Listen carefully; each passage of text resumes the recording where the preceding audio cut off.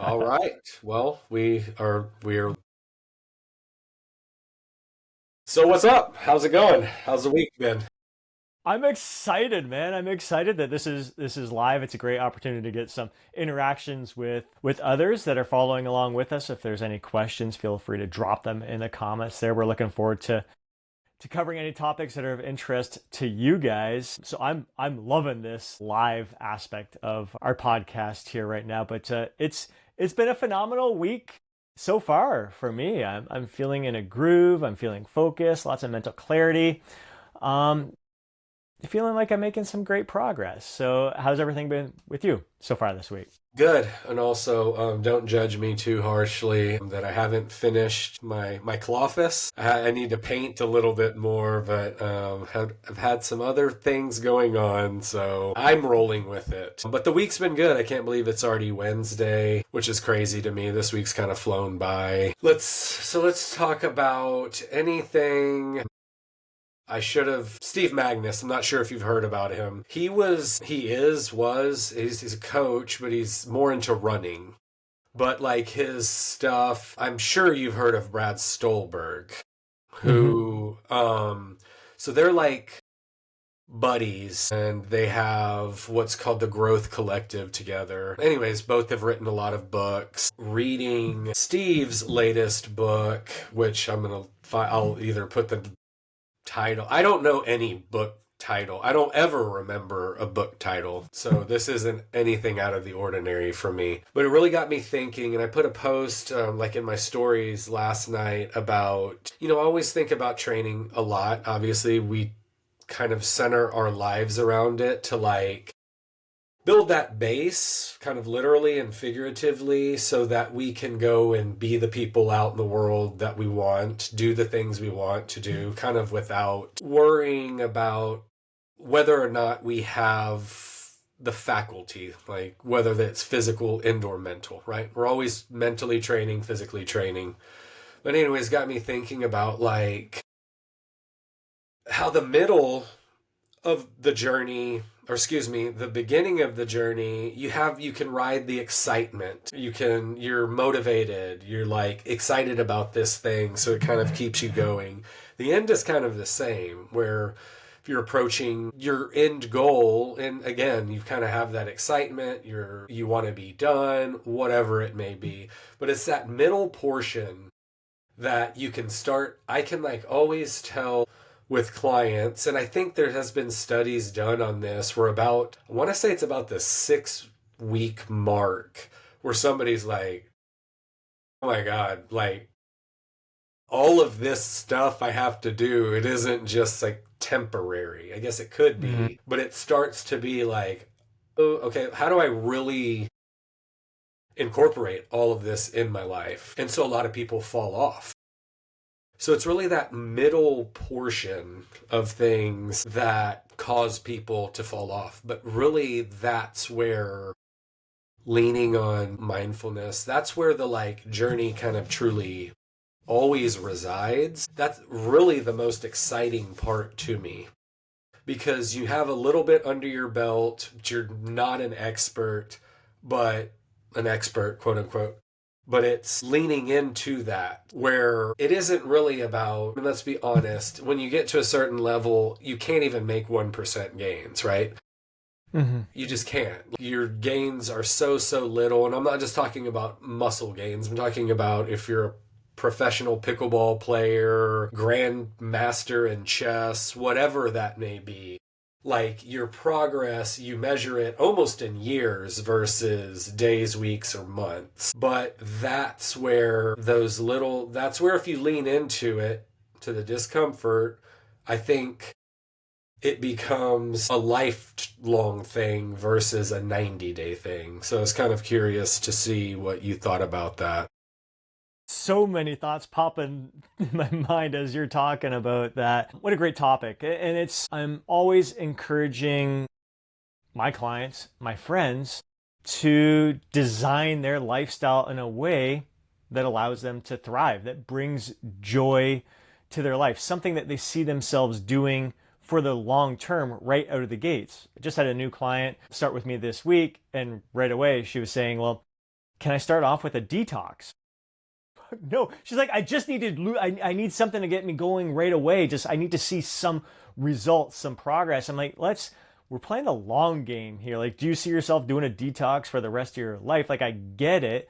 But let's just start just eating less right now, going from eating in excess to just being in a modest calorie deficit. You're going to see immediate, like most people lose more weight in that first week because of that. So trying to get them away from that instant gratification, trying to get them away from that mindset that in order to lose fat, this is what you have to do. And then once you achieve that fat loss goal, then you can change to something completely different. That's like, I want you to, all right, what meals do you see yourself eating for the rest of your life and continuing to improve upon? What activities do you see yourself doing for the long term that you enjoy being a part of your day? I think we talked about this last week about fitting your program to your lifestyle rather than fitting your lifestyle to the program. So it's designing your lifestyle in a way that's going to suit you best. I totally agree.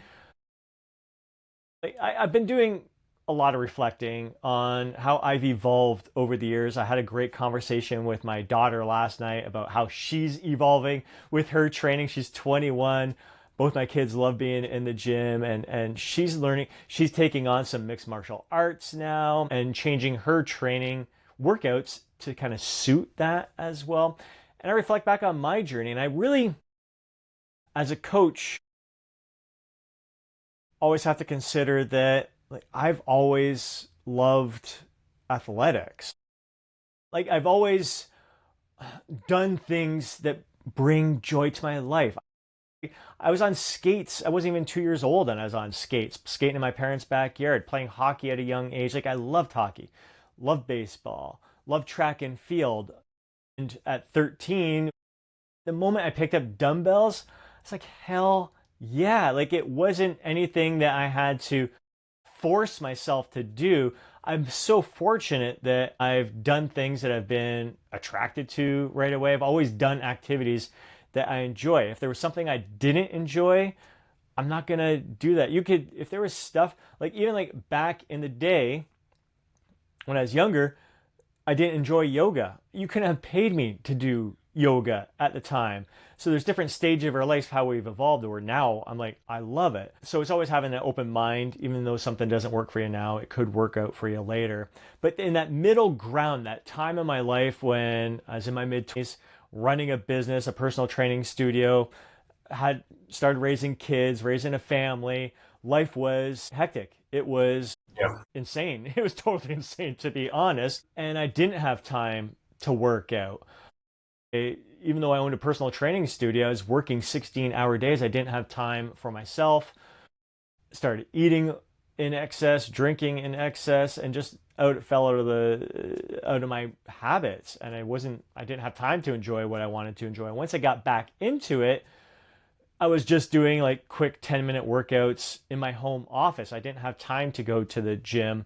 And at that time, it wasn't so much, I wouldn't say I necessarily was enjoying my training at the time. It was somewhat of a task to do that, but I knew I had to get the ball rolling, and that's how I started, was 10-minute weight training session at one point in the day and a 10-minute kind of interval session later in the day. And then once I had a little bit more time and freedom, I got back to my roots of bodybuilding. And now I'm still bodybuilding, but at the same time incorporating yoga, calisthenics, sports activities, other stuff. So it's an evolution, but I do feel grateful that for the most part, I've been doing stuff that I love. I look forward to it, and I want it to be a part of my life for the rest of my life. I think that's important. It's something I ponder quite often, because like the benefits of strength training, whether 2 to 5 times per week, if there was a fountain of youth, like that is it. It's one of our, like, I have no problem with aging, and I think that like trying to beat father time is this fruitless endeavor, and as opposed to just like aging gracefully and still trying to do the things you want to do at whatever level you want to do those things at, with some adjustments of course. But it's easier definitely if you love what you're doing, right? But that's something that I struggle with because you may not ever love lifting weights, but I still think the benefit is there. And it doesn't have to be this slog where you just, every session is just awful. Of course, that's our job to try to make things fun and interesting. And you can, like, it doesn't have to be the end all be all. It can be the thing that helps you to be a better hiker, or if you're in Brazilian Jiu Jitsu, or if it's tennis or golf, to move without pain. Or if you're just gardening is your thing, like being bent over and hunched and on the ground and getting on the ground to getting up. So I do think that's important.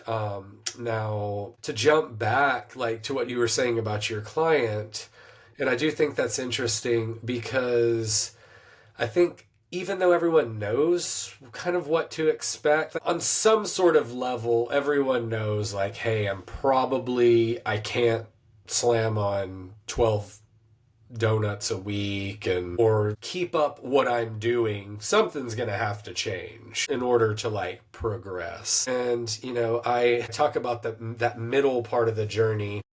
I've had like two really, really good conversations with a couple of clients who have kind of come to that aha moment over the past couple of weeks. And it's cool to see the true buy-in. That's like Neo like realizing that, yeah, I really am the one, Matrix reference there. And how his abilities shifted from that moment on. And, one client, when we started, he just wanted to get in the habit of going to the gym. It was always something that was like very sporadic. They know they needed to. They knew they needed to lose weight, but they just didn't want to jump right into it all at once. And I was fine. So like, hey, let's track food, see what you're eating. Nothing's off limits. Let's establish that habit, right? 6 months later, boom, 80 to 90% compliance, feeling better, sleeping better, handling stress better. Awesome. Like I'm ready to tackle that part of this journey. And then coming to the realization, like, oh, all of these things, they add up. Weekends, like we've talked so much around weekends, trying to treat weekends like you do, like, hey, Monday through Friday, you're crushing it. It's just Saturday, Sunday, I get it. It's a different mindset. You're out more, eating out more, whatever it may be. But when somebody comes to me with those realizations, that like self realization of, okay, I get it now. Like, I get that it has to be different in order for that. And it doesn't have to, like, I gave an example where we had some friends in a couple of weeks ago or about a week ago. For me, I'm not, like, I understand the ramifications of drinking for me. Like, I'm not going to have as much energy, not going to sleep as well. So if it's a workout day the next day, that's just not going to be as great. Sometimes I choose that. But for me, balance is, hey, I'm going to choose to drink, but I'm not going to then go and eat whatever it is. Or I may eat whatever I want and I'm just not going to drink, because like stacking for me, it isn't worth the like 2 days it takes for me to make up, to get back to kind of like baseline. And so we talked about that. And I think that's that middle journey, right? That's that middle portion that takes you from being able to do this sometimes to being able to do it all of the time with not just autonomy, but auto regulation. To Mm-hmm. then go out and any event that comes up, you're able to handle that. And that is ultimately what takes you from good to great, kind of, in my opinion. I agree. And I think, especially in our industry that's always focused on progress, sticking to something over the long term and working it, milking it, doing the basics over and over and over again. Like, it's kind of drilled into us. And yes, it's important. But at the same time, I think for a lot of people, giving yourself that freedom to choose something else that may benefit you more in that moment could be a better way to go. And again, it's like I've said, like it's an evolution. How I'm training, the activities I'm doing today are so different than they were in the past. And it's all because I've had an open mind, a willingness to continue experimenting with different things. Even though I might not like something now, I might like it down the road. And with like, we know the important factors if we want to live our best lives. Definitely resistance training is a huge benefit. Have strength and muscle mass are huge assets to us. Balance is huge asset to us. Cardiovascular conditioning, huge asset to us. Mobility and flexibility can be a huge asset to us. But in each of those, there's so many different ways we can approach it. So even if weight training isn't something that you may not feel you enjoy right now, maybe it's just the program itself. Maybe if you program in a different way, follow a different split, add other fun, challenging elements to it, keep it shorter, sweeter. There could be a variety of things that you could do with your weight training workout in order to find something that you like. Or it could just be body weight, it could be calisthenics, it could be yoga. Like it doesn't have to be what we're doing in regards to bodybuilding, where we're always trying to do what's necessary to maximize our muscle gains. It's just doing something that's going to work your muscles, challenge your bones, like all that kind of stuff is going to be beneficial. And with cardio, if you don't enjoy jogging, maybe you could try cycling or rowing or Swimming or swimming. Exactly. It's one of my friends who was looking at, she wanted to get back in shape, and I was asking her, like, what do you enjoy? She's like, man, I really used to enjoy swimming. I'm like, start with that. You don't have to do all these other things right now. Start with something that you enjoy so you can start stacking wins over anything. It's like, yeah, you know what? I'm building this lifestyle where I'm a little bit more active and I'm enjoying this. And well, now what else can I add? Now I'm feeling better about myself. And maybe that's all I needed to get going and get my brain, my mindset in the right place that's going to lead me down the road to other things. Like now I'm going to start dancing. Like I would have never started dancing if it wasn't for getting into yoga. It's like this domino effect of everything that's taking me on this journey of trying different things to live a more active lifestyle that's also fun at the same time. So there's just so many ways that we can improve our mobility, our flexibility, our cardio, our resistance training. If something isn't feeling right now, there could be something else. Like have an open mind and a willingness to experiment with different avenues in order to find something that you may love. And just again, know that you may end up loving it down the road at some point as well. It may just come down to timing in your life. yeah, yeah. I mean, I think you've kind of stated that perfectly. So in my own life, as I've become more open and less quick to place judgment on something, I have found that, there's a lot of things I enjoy and they kind of all complement one another. It doesn't have to be, what did I read? I think this is about, I'm terrible with this, but essentially it doesn't have to be either or. It can be either and. Like you can lift weights and love lifting weights and do something else and do something else, or you don't have to.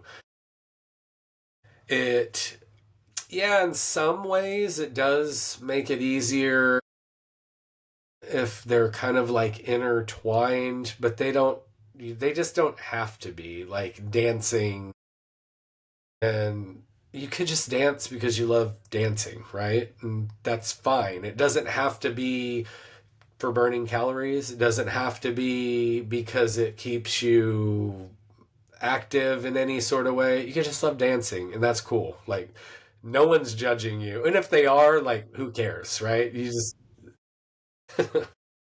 Exactly. And I think a very important point there is like when I'm in the gym, I'm not even thinking of building muscle. When I'm out jogging, I'm not thinking about burning fat. I'm doing all of the activities because I want to do those activities. Like in that moment, I can't think of doing anything else than what I'm doing right now.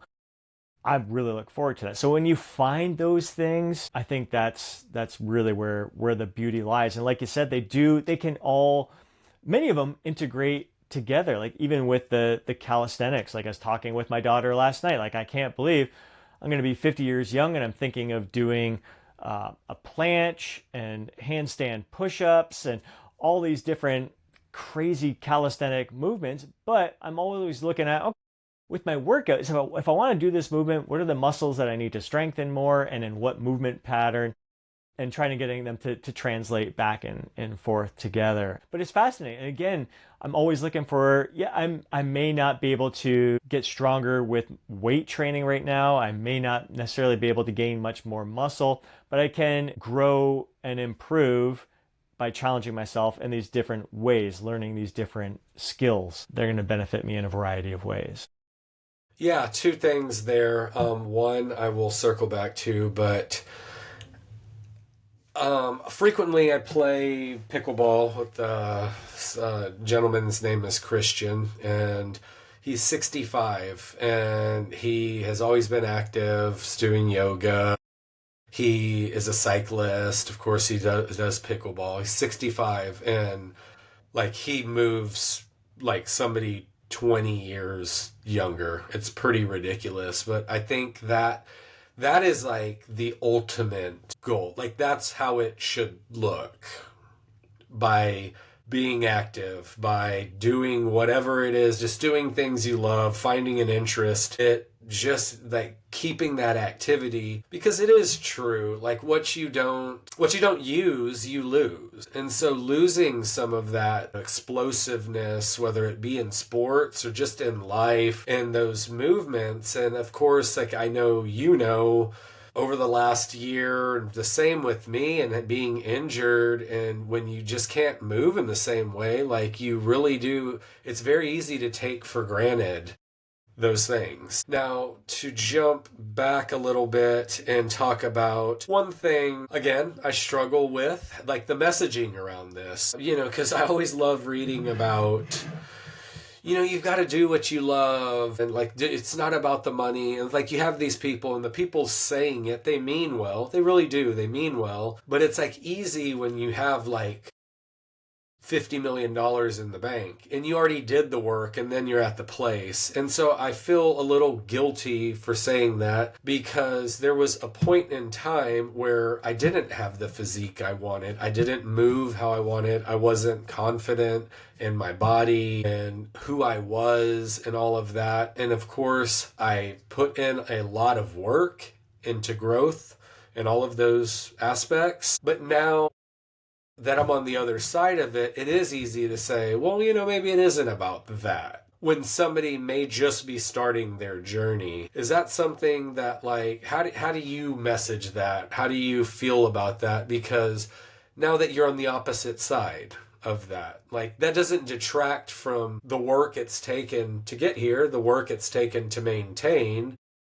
but it is a little easier to say, like, eat the cake if you want, or have the drink, or whatever, when I know you have gone stretches where I don't know your longest stretch without alcohol. I believe it's been a year recently, but it has. And I frequently go, 3, 6, 7 months, and the diet's very, very clean.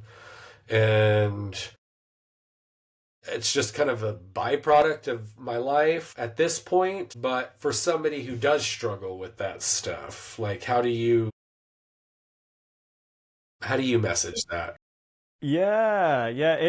Well, I think the best thing that ever happened to me was in that middle stage where life kicked me in the ass and I didn't have time to train and I was overeating and over drinking and gained 50 pounds of fat. It made me able to relate to a lot more people and a lot more clients with the challenges that they were going through. And growing up lean and athletic, I was lean because I was athletic, basically, and because I had a mom who was great with portion control. If it wasn't for my mom, we would have all been obese in my household because, well, especially myself and my dad, because we couldn't control ourselves at that time. So when I had to lose that 50 pounds of fat, I really became aware of all the different challenges that a lot of my clients had faced over the years. So it kind of helps being able to go through that experience myself. And having been 13 years now since I've lost that weight, it is very easy to be in my frame of mind right now and get people to kind of relax a little bit more about their approach. Basically, it's fit that stuff in there. And that's really what I did when I was losing that 50 pounds of fat. I was including chocolate. I was including like treats every single day because I realized that was by excluding them, that was holding me back. Now I have clients who need to completely abstain, and that's what suits them best. Like you mentioned, there's been 3 occasions where I've gone a year or more without drinking any alcohol at all, and I didn't bother me at all. It wasn't a form of punishment. It wasn't something that I felt like I had to do to lose weight. It's just like alcohol wasn't serving me at the time. Why drink it? Whereas like now I really enjoy it, and probably more so because I've learned to savor every sip, to enjoy one drink, maybe 2 drinks, knowing that if I have that third, it doesn't serve me well. I won't be productive the next day. I'll be sluggish. Like it's going to impact everything. So I've learned to be responsible. So like with my clients, I kind of take them where they're at right now, and rather than completely overhaul, like kind of help them identify the triggers that are causing them to overeat and trying to get them to see it not as an all or nothing approach and to learn to incorporate those foods more responsibly in their diet, to realize that they can have them if they want them, but they have to be responsible in those situations. So that's kind of where I'm at with that, having learned what I've gone through over the years, going through multiple different muscle building phases and fat loss phases. Really, because I think when you give yourself that freedom that, hey, if I want this, I can have it responsibly and still hit my calorie target for the day or for the week and still make progress. But knowing that I can have it, sometimes it means that, well, do I really want it? Yeah.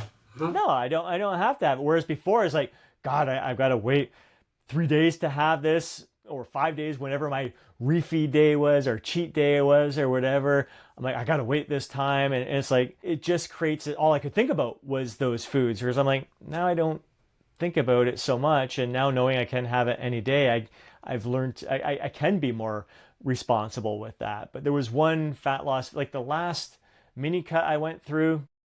It only lasted 4 weeks. I told myself I could have any of my favorite desserts or whatever I wanted to eat. Uh-huh. If I wanted it, I was going to have it.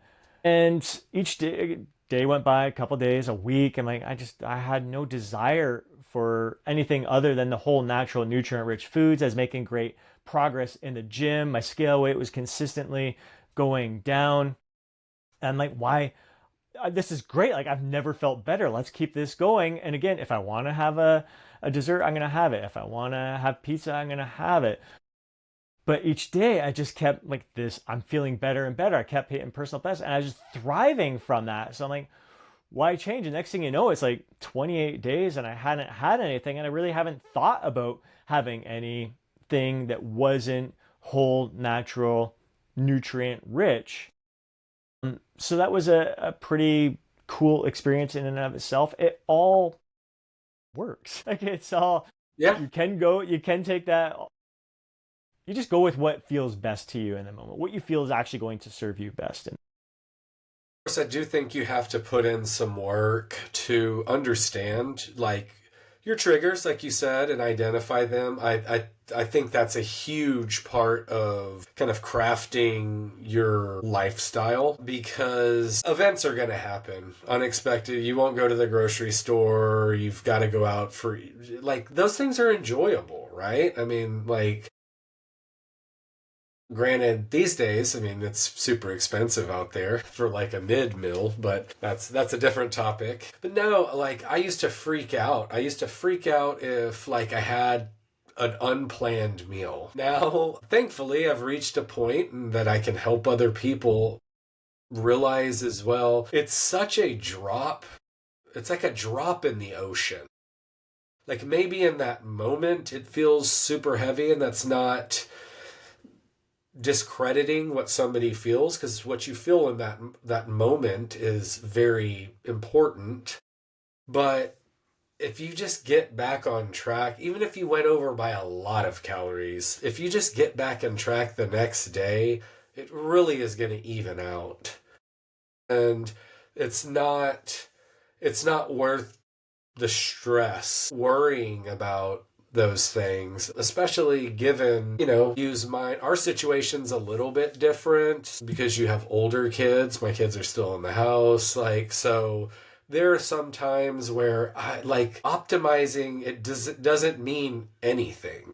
Like if I were to just judge things by somebody telling me I need to get 7+ hours of sleep and I need to do X, Y, and Z, like I get it. I'm not above it. I'm human, but it just wouldn't work. It just wouldn't work, period. Like, that's great in theory. It is. I strive for those things. But there's sometimes I'm going to have to be up past 8:45. And I might have to be on my phone. And I might have to, like, watch, God forbid, like, I'm watching TV with the family or doing whatever because my life doesn't revolve around the gym. And I understand, like, I don't even care. I not only understand, I don't care about whether that impedes progress. Like, that's life. This is a life I've chosen, and I'm very grateful for it. So that's always how it is with, with clients and understanding what they want and setting proper expectations. And I think if you go into it knowing that, like, you can eat out. Like I eat chocolate every day, and for whatever reason lately I don't even really like them. I'm not eating them. Well, I've liked them more, but generally I don't like protein bars, and I've taken to liking protein bars here lately. Like, it's okay. Life is Mm-hmm. pretty long, and it's just not worth stressing about like the very small, really inconsequential details unless there is a reason to. And, those reasons are very few and far between. Like, again, try and set proper expectations with clients. Like, yeah, if you've got a 6-week goal, your level of adherence has got to go up, or you've got to understand something is going to give. Like, you can continue drinking, probably hit your goal, but you're just going to be hungrier. You're not going to recover as much. Sleep isn't going to be as great. All of those things that we talk about all of the time. Like, it's just a trade off. Like, yeah, I may want the brownie or the chocolate cake or the drink or the pizza or the burgers or whatever it is. And I might just have to eat less at some other meal. It's again tying into what we were talking about earlier about this really being a, a lifestyle and setting yourself up for long-term success rather than just thinking of your short-term goal right now. Like that's really getting the client to realize like this is a journey, as we've been talking about. We're evolving and we're learning and growing through experience. It's not so much about the book knowledge or we pick up little tidbits here and there from stuff that we read or courses that we go through, but our best educational tool comes from our own personal experiences and how I'm eating right now.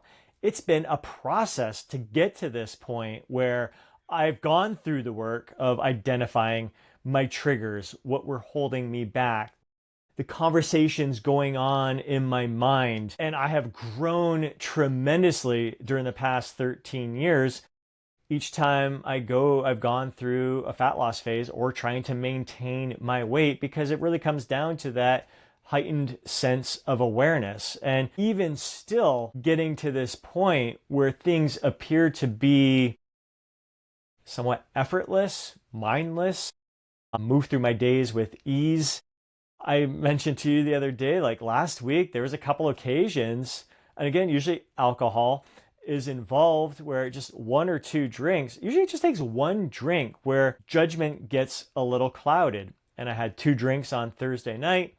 On my way home, I ate light throughout the day. So I was kind of expecting to eat at this one gathering. I didn't eat. I just had two drinks on the way home. Like, you know what? Fucking Taco Bell sounds really Yeah. good. Taco Bell Dude, sounds great when you're drinking. I can't remember the last time I had Taco Bell, but that popped in my mind. I didn't even know what was on the menu. I'm like going through the drive-through going, I don't know what to give me a couple burritos there. And then 2 days later, again, I ate a little bit lighter throughout the day, was at a gathering where the meal was actually responsible portion sizes at Yeah. this restaurant. But I went home, again, I had two drinks, two new fashions, really fucking good. And on my way home, you know what? A bag of M's sounds really good right about now. And I shouldn't know, like I've known for the past couple years, every time I've gotten a bag of M's, I'm just like, why did I get this? I used to love it. It used to be one of my go-to snacks on a Friday evening, watching a movie with my ex-girlfriend. And it was a part of my routine. So I kind of like went having a drink of alcohol, dulled inhibitions, like, oh yeah, it's Yes, the do it. weekend. Let's go grab some M&M. And again, I'm like, these aren't even good. Like usually now when I want a dessert or a treat, like I want something fresh, handmade, homemade type thing that's like really good. Yet here, like again, after all the learning I've done over the years, after how much I've evolved and improved and grown, and how easy it is for me most of the time, still have lapses in judgment. And I was well aware of it. I'm like, Scott, yet you're a little hungry, but you're not that hungry. You know you don't like those M&Ms, but it still freaking happened. So it was another opportunity to, all right, it happened. Don't beat myself up. Don't feel guilty. Recall that it didn't feel good and learn from that experience. So the next time I'm in that situation, how do I really want to handle this situation in a way that is going to serve me better? What we talk about so much, and it really does, like, it's not about being perfect.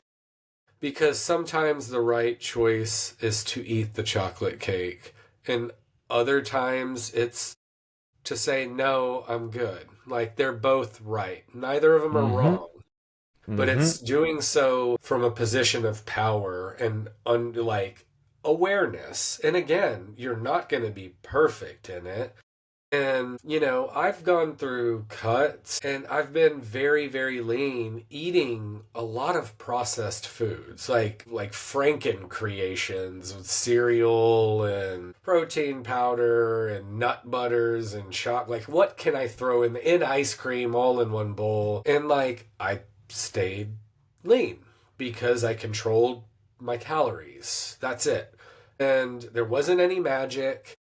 But on the back end of things, I was always blood sugary. My energy levels were very, very inconsistent.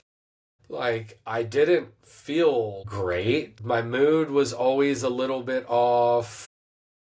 Like, that doesn't sound awesome. And so, just like you, my kind of base diet has been crafted over 2 decades. And it's just like I tell my two sons, like, listen, guys, there's no foods off limit. None.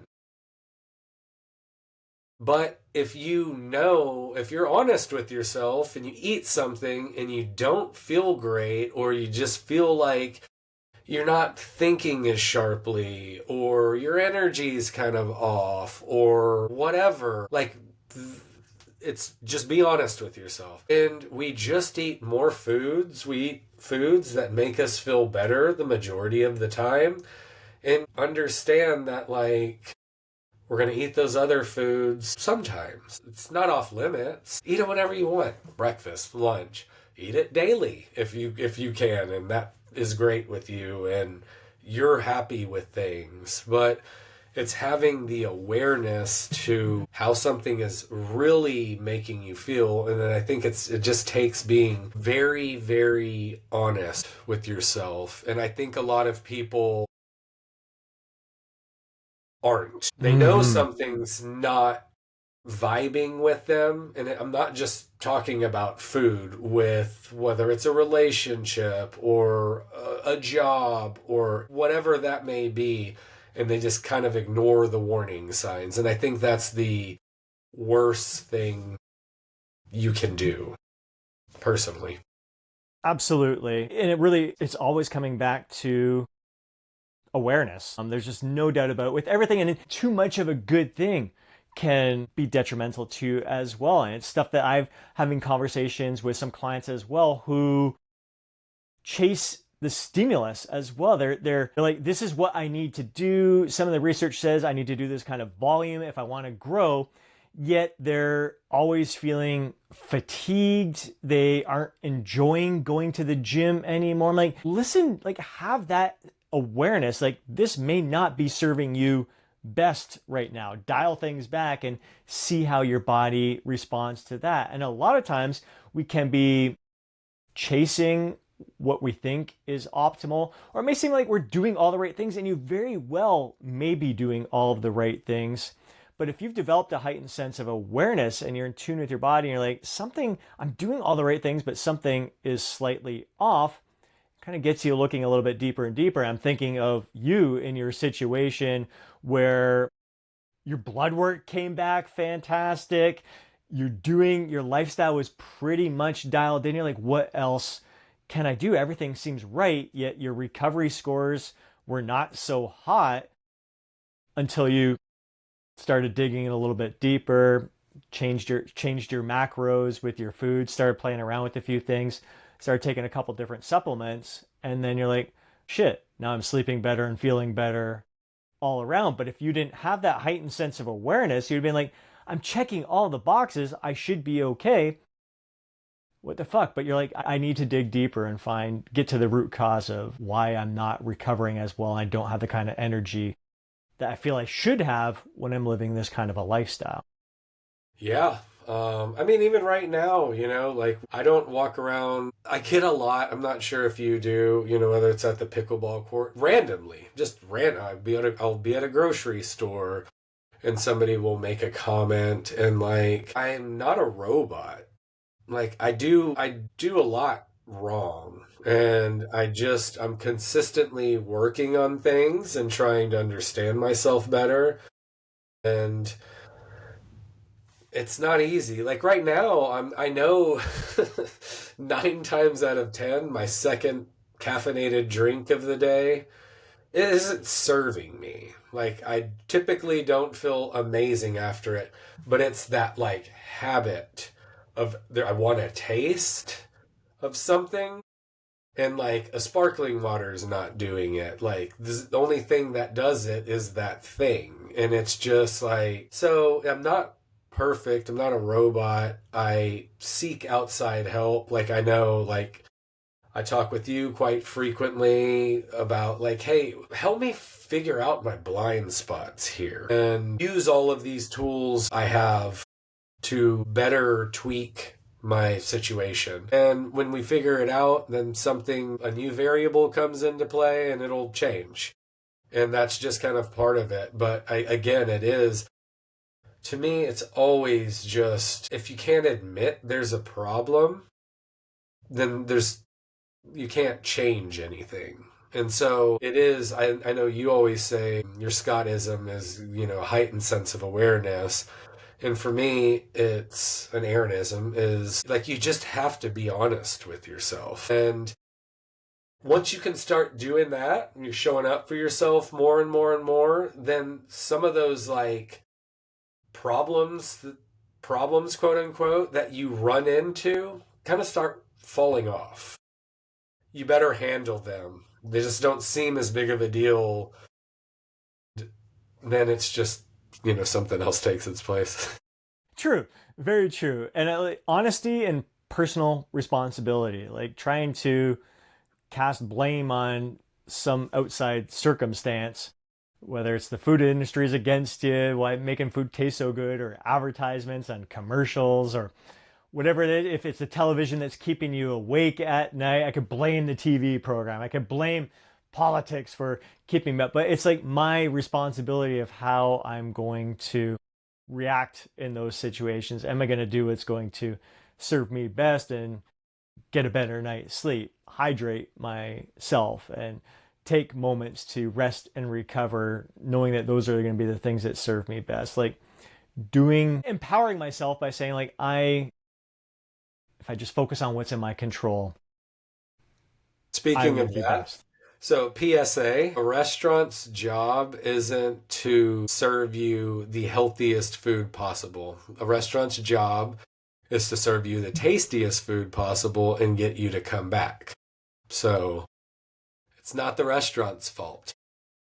And then on that, so controlling what we can control. Couldn't control that today no one joined, but we can do a recap. I know we're running like 50 minutes right now. So to recap today, what the takeaway I have and we want to share with people is kind of like the journey is you're just accumulate. If you become more curious about your life, if you want to listen more, ask more questions, and we can kind of like reserve judgment until we maybe understand a situation. So just that like self exploration is so key in this journey, especially when like you feel, I have a client who was making just like phenomenal progress, and then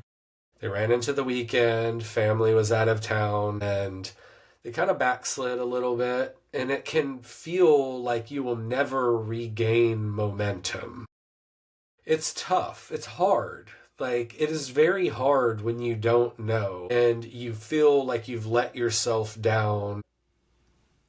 Yes, I do think you got to move past it as fast as possible while trying to understand why. And if you just approach it, this is my opinion, but if you just approach it as an observer, separate from the emotion, and it like lessens the blow there. That like, even if you put yourself in third person, like, why did this person make these choices?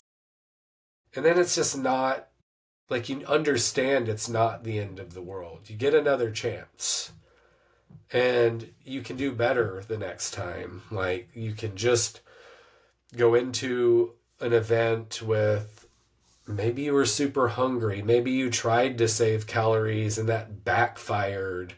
A myriad of reasons there, but just being present and also being patient to understand like it is the journey. Once you've arrived, I think it kind of means our journey's over. Dead. Exactly. So true.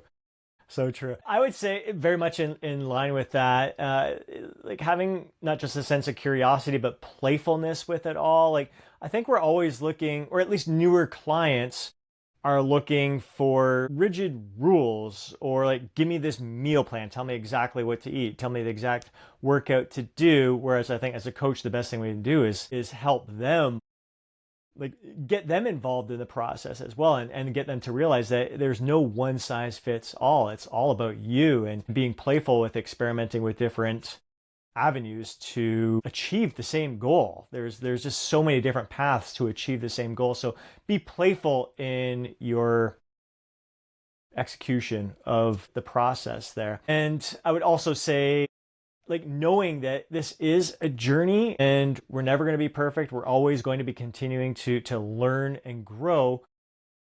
To be kind to yourself during those times that you do slip up, to not feel guilty about it. And like, this is all a part of the process. Like, this is what Scott did, this is what Aaron did. They all made some big mistakes in the journey here, and they're still having lapses in judgment at times. But it's amazing how I view those so different than I used to. Like in the past, when I was trying to lose that 50 pounds of fat, whenever I would, if I had that Taco Bell, it wouldn't have just been two burritos.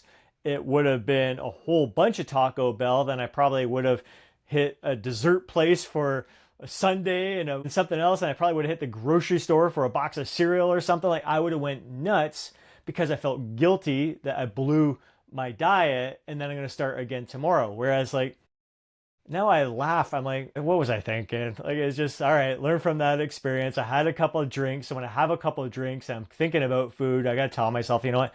You're not actually hungry. You just had a couple drinks there. If you go home, have some Gatorade or something, do other things that are going to serve you better in those. But don't beat yourself up for it. It happened. The tacos were great, and I only had two, whereas in the past I would have had so much more. So I celebrate how far I've come in that journey, and I also celebrate that I still have room to grow throughout this process. So I think when you see that you can be playful throughout this, that it is going to be something that we always have to work on over time, but it gets more fun to work on over time when we don't beat ourselves up each time we might go astray in the journey. Yeah, I think scientifically speaking, our emotions shift every minute and a half. So that's kind of like if you're feeling like, oh my God, I want this XYZ, in a minute and a half it's probably going to shift or change, or you could still want it, and like that's okay too. You're human. Uh, Food is good. I and as love always, cocktails. yes, They yeah. just don't love me. That's the problem. And as science shows too, like it's the anticipation that has us more excited for it. And then once we have it, it's never as good as the anticipation of having it was. So in our heads, we were thinking it was going to be better than it actually is when we have it too. Yeah, well, good talk. So going forward, we're gonna have this Wednesday at 7. So hopefully more people or someone can join us. Even one person. That's a start, right? Talking about the journey. This is exactly. So it applies to us as well. We are not exempt from that. But as always, Scott, it's amazing chatting with you.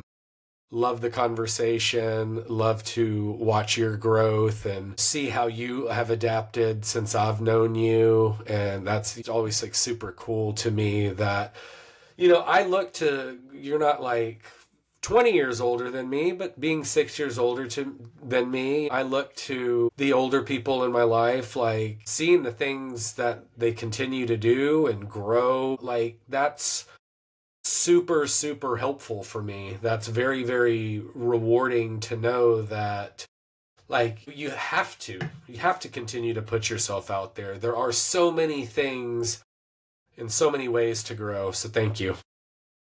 Dude, it's learning and growing together has been so rewarding. There's no doubt about it. We wouldn't be experiencing the growth individually if we weren't growing together at the same time, which is pretty fun. Absolutely. So I'm going to go ahead and end this, and we will see you next Wednesday.